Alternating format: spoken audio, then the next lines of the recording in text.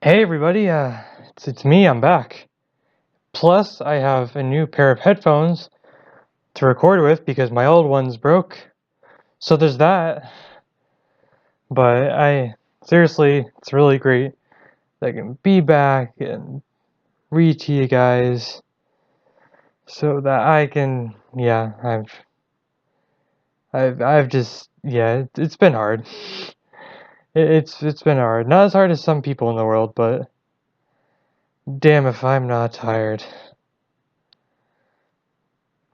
I'm just, I just feel wiped out, I guess. Cause hey, who doesn't feel wiped out after taking like four 4 days of midterms for one class? In fact, that's one class. Thank you AP US History. Swear, don't even learn anything in AP US History. We've already learned all of American history by then. You review every year. See what else happened while I was gone? I ate a burrito. I accidentally ate some of the tinfoil the burrito was in. Um, what day is today? Saturday. Holy shit! It's already Saturday. Forgot about that. Thursday, Sephiroth got announced for Smash Bros. Sorry, not Sephiroth. Sephiroth. Oh, Sephiroth. So that's hype. His trailer paid a lot of homages to Advent Children, the Final Fantasy movie. I own that I own and I've watched it multiple times on my PS2, and it's great. It's one of the best video game movies. Period. If I had to be honest, but I'm not here to talk about that. I can do that in a separate video if I want to. What I'm here to do is to finally read Chapter 6, Part 2. Would you believe it? Would you believe it even if I told you? Man, it's been crazy. I'm not. It's just been crazy. I still have another midterm this Wednesday, I think, for AP Calculus. So there's that. But um, see, this isn't anyway. I'm not here to ramble about my problems though. Although I could. Just kidding. I'm not kidding about how I could. I'm just kidding about that I was going to. But um, what else? There was definitely something else I wanted to say. Um, I don't know. Time to read. Uh,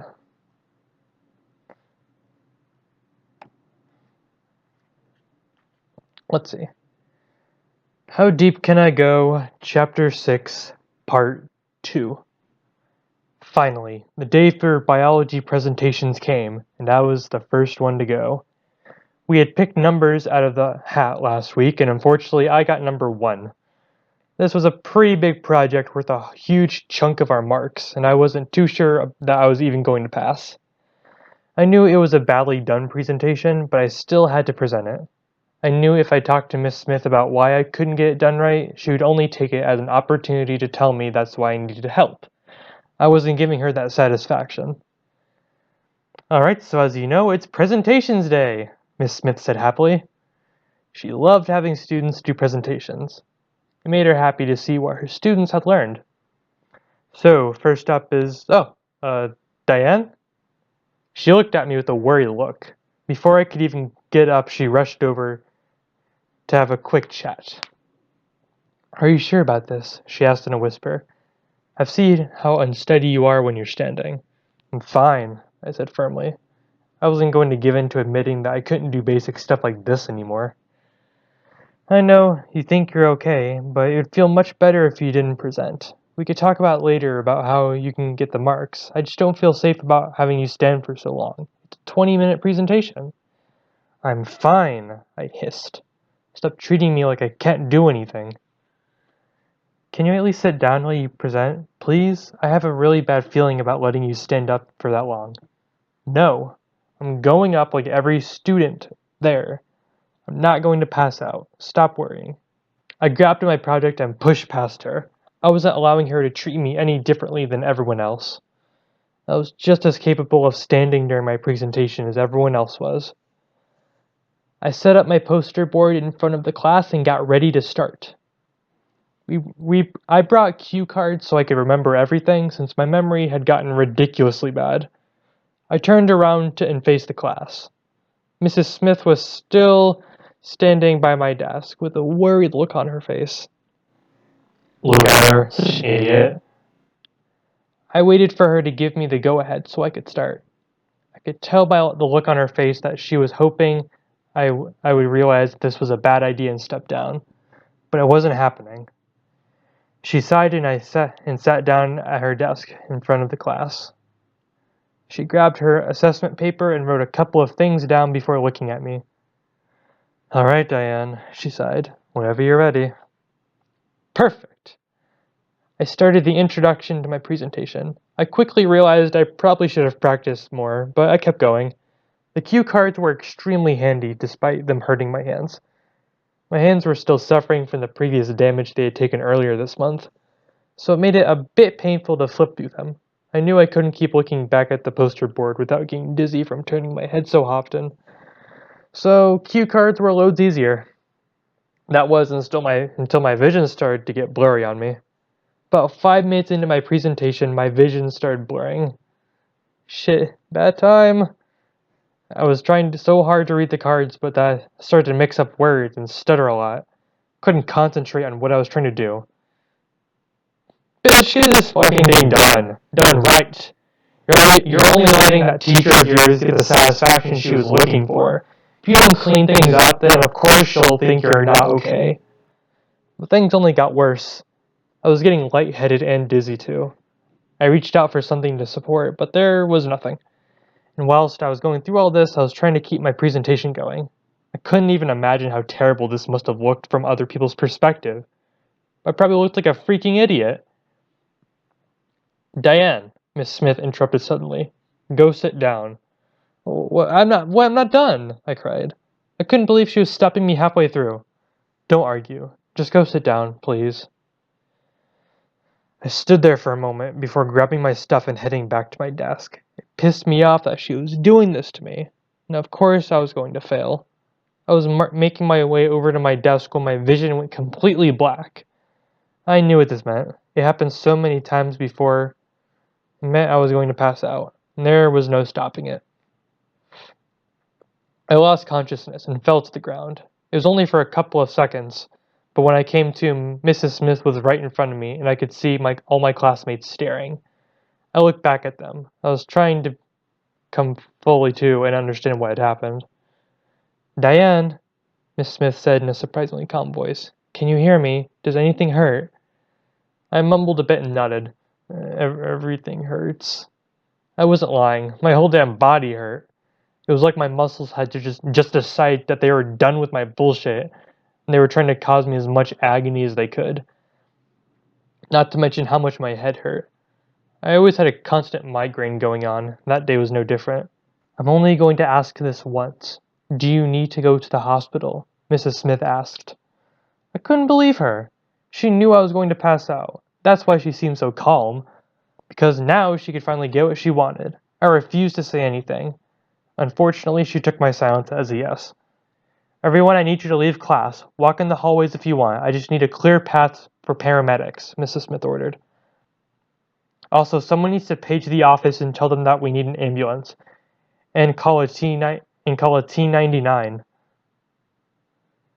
T99 was a team of teachers who knew first aid, and were often called in situations like these. Everyone cleared the room pretty quickly while someone paged the office. Robin was the only one who didn't leave. "Can I stay with her?" she asked. "Of course," Miss Smith said. "If that's okay with you, Diane." I was tired and just nodded. I was pissed that this was happening to me, but underneath the anger Diana was making me feel towards them, I was scared. I didn't know what was going to happen to me. Obviously, my body was reaching its breaking point. So, what if this is it? What if my body was done with my crap and it was only a matter of time before something major like my heart gave out? I didn't want to die. "Mrs. Smith, what's going on?" I heard one of the teachers on the T99 team come into the room and ask Mrs. Smith what was going on. "It's Diane," Mrs. Smith replied. She's got severe anorexia. It's not severe, I argued back, without even thinking. To be honest, it wasn't even me speaking at this point, it was Diana. Yes, it is, Mrs. Smith countered. Now, as I was saying, she's got severe anorexia, and I think it's because of that she passed out. Okay, did you call an ambulance? Mrs. Smith nodded. Alright. Well, there's not much I can do about anorexia, but passing out could be low blood sugars? Wouldn't doubt it, Mrs. Smith said. Can you get her something to eat? No, I don't want it! Diana was talking again. She was trying to protect me of what seemed dangerous by taking over. Truth be told, I wanted to eat. I was starving. Despite my yelling, the teacher went and got a granola bar from the baggie every classroom had by the first aid kit. It was there just in case someone needed to eat when they were on lockdown or someone had low blood sugars. She tossed it to Miss Smith, and Miss Smith unwrapped it and gave it to me. I pulled away screaming. I wanted to eat, but Diana refused to allow it. No, I don't care how hungry you are. Don't fucking eat it. Diane, please, Mrs. Smith pleaded. Even just a bit. No, fuck you, I hissed. All right, if that's how you want to be, Mrs. Smith said calmly. The paramedics will be here soon. I'm sure they'll take great care of you.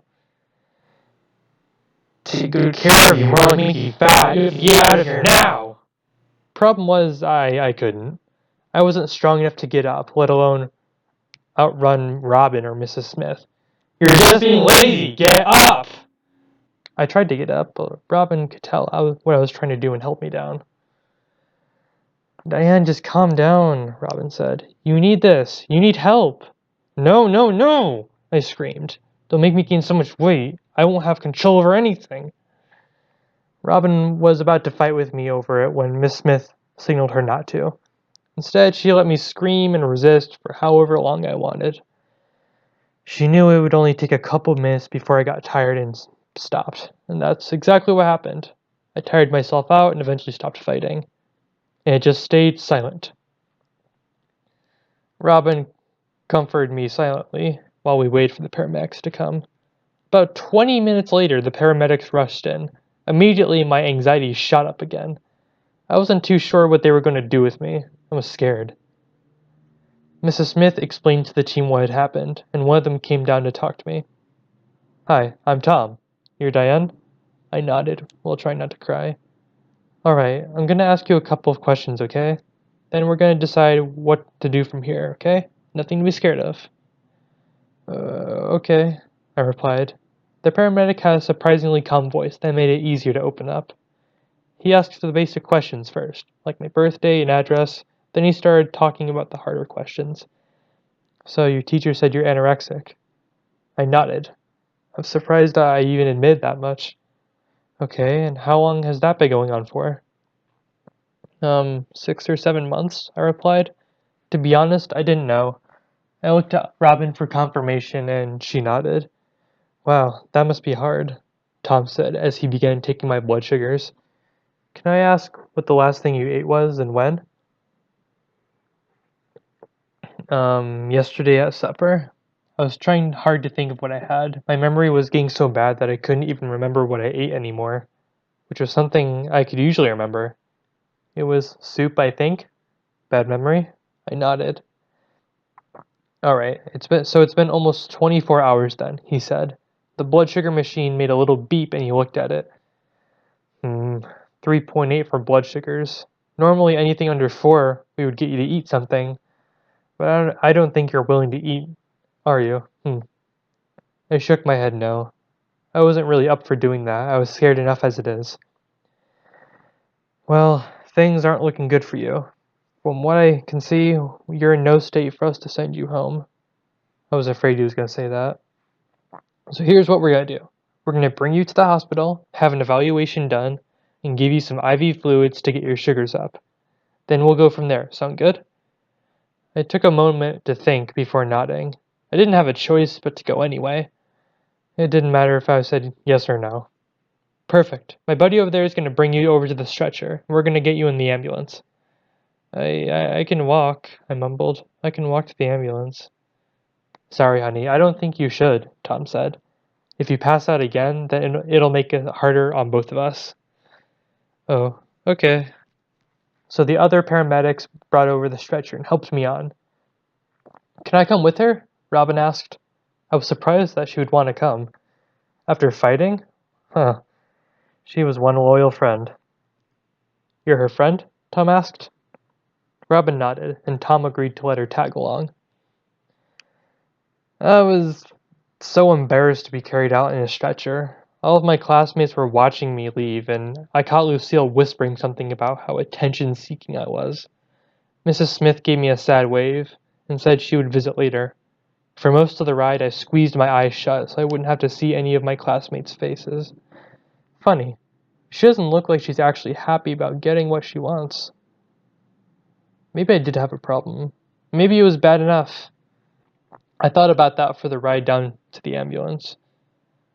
It felt like reality had finally hit me, but it didn't take long for that to go away and be replaced by my old thoughts of denial. Robin and I went back to the ambulance. Tom sat in the back too, just in case something happened. He said I was in pretty bad condition, which I couldn't make myself believe. Our school was a while away from the hospital, so I knew it was going to be a bit of a long ride. So to break the silence, I tried talking to Robin. So, it's been a while, huh? I said. Yeah, no kidding, Robin replied with a sad smile. So, how are you doing? I haven't talked to you in a bit. Not great. I miss you. Oh, I suppose that's my fault, huh? I tried to laugh it off. Sorry, I've been a bit of a bitch lately. I don't mean to be. I know. I've looked into what anorexia can do to someone. I guess one thing it does is change how you handle things. Most people get pissy like you do. Lovely. So I know it's not your fault. You're too kind, I joked. Robin let out a small laugh. It was hard to laugh freely in such a tense situation. Why, thank you, Robin replied. So I should ask, how are you doing? Absolutely amazing. I've got myself a one-way ticket to the hospital for passing out due to not eating. Couldn't be better. Robin giggles for my sarcasm. But no, really. How are you holding up? I'm scared, I sighed. I'm not sure what Dad's gonna think or do about this. Yeah, your dad won't be too happy about this. If you want, I can explain what's going on for you. Take some weight off your shoulders. Take all the weight you want. Robin gave me a glare. Not funny. Sorry, I said. When I got nervous like this, it always went one of two ways. I either got pissed off or cracked inappropriate jokes.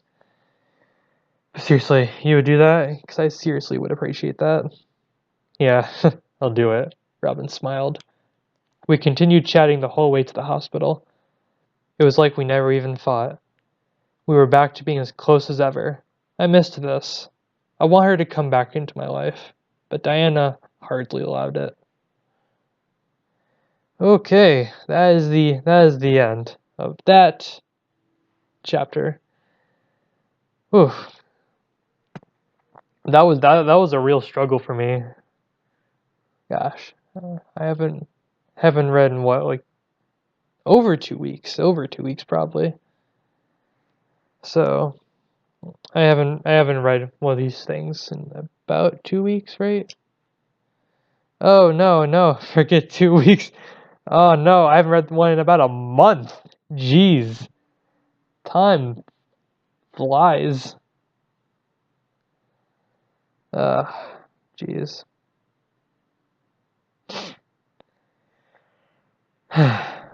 It's been great. I am reading this right after getting out the shower, so I still have my face still my chin still kind of hurts from shaving, and my hair is still in a hair towel. I think that's what it's called. Just a hair. I can't remember if it's hair towel or head towel. I don't know.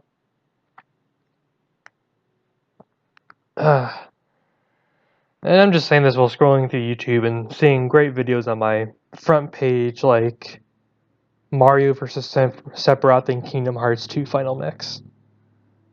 And the sad part is I'm probably going to watch that later. But that's not the point. The point is, I don't know. I guess the point is that's good. It's a good thing I took a break from my midterms and Final Fantasy V to play, to not to play, to read, to read. Oh jeez,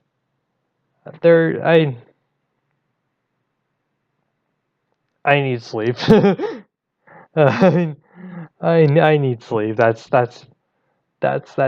yeah. I've been sleeping terribly, so.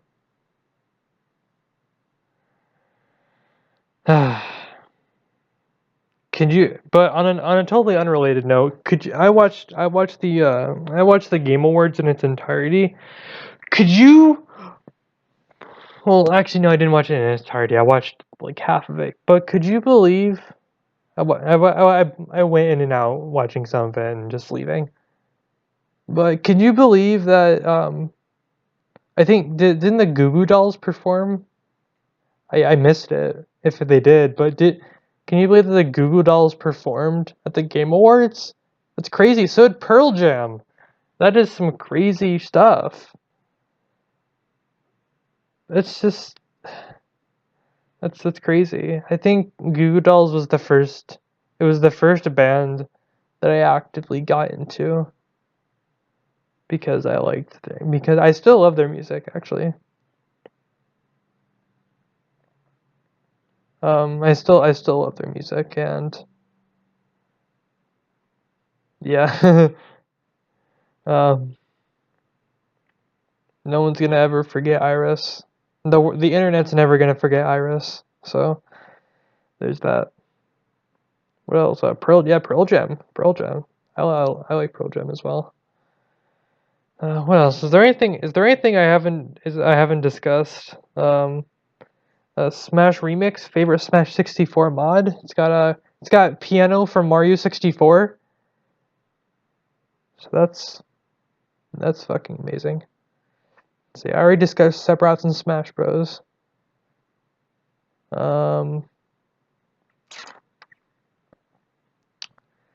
Yeah, I'm just gonna stop it right here because this is already me sifting through this 25 minutes of yeah. Ah, God, I just can't words. Um,